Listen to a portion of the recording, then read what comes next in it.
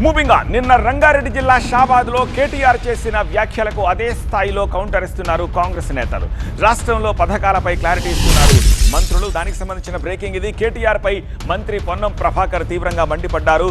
కేసులు, అవినీతి నుంచి డైవర్ట్ చేసేందుకే ఈ ధర్నా డ్రామా ఆడుతున్నారని విమర్శించారు. 10 ఏళ్లు హామీలు అమలు చేయని బీఆర్ఎస్ ఇప్పుడు ధర్నాలు చేస్తోందని అన్నారు.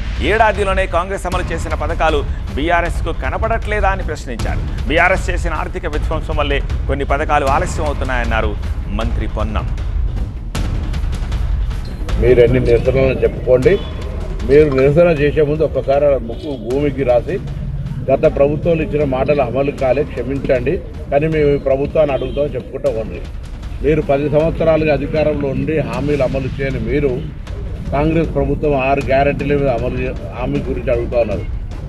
5 లక్షల నుంచి 10 లక్షల రూపాయల ఆరోగ్యశ్రీ, 200 యూనిట్ల ఉచిత విద్యుత్తు, సన్నవడ్లకు 500 రూపాయలు, మహిళలకు సంబంధించిన ఉచిత బస్సు, 200 యూనిట్ల కరెంటు ఫ్రీ, 500కే గ్యాస్ సిలిండర్.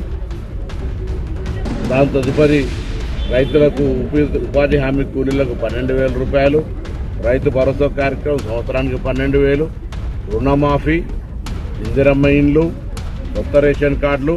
ఇన్ని కార్యక్రమాలు కనిపిస్తలేవా కేటీఆర్ గారిని అడుగుతా ఉన్నా.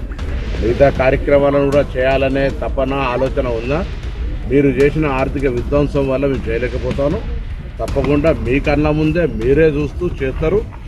మీరు కూడా కాంగ్రెస్ కోటేయండి, వాళ్ళు అన్నీ అమలు చేశారని చెప్పే రోజు వస్తుంది. ఓపిక పట్టు, తప్పకుండా చేస్తాం. మీరు తెలంగాణ ప్రజలకు తెలుసు, టీఆర్ఎస్ పార్టీ చేసిన ఆర్థిక విధ్వంసం వల్ల కొన్ని 1-2 హామీలు మహిళలకు సంబంధించింది లేదా పెన్షన్లకు సంబంధించి పెండింగ్లో ఉండొచ్చు. అవి కూడా తప్పకుండా చేసే రోజు వస్తుంది.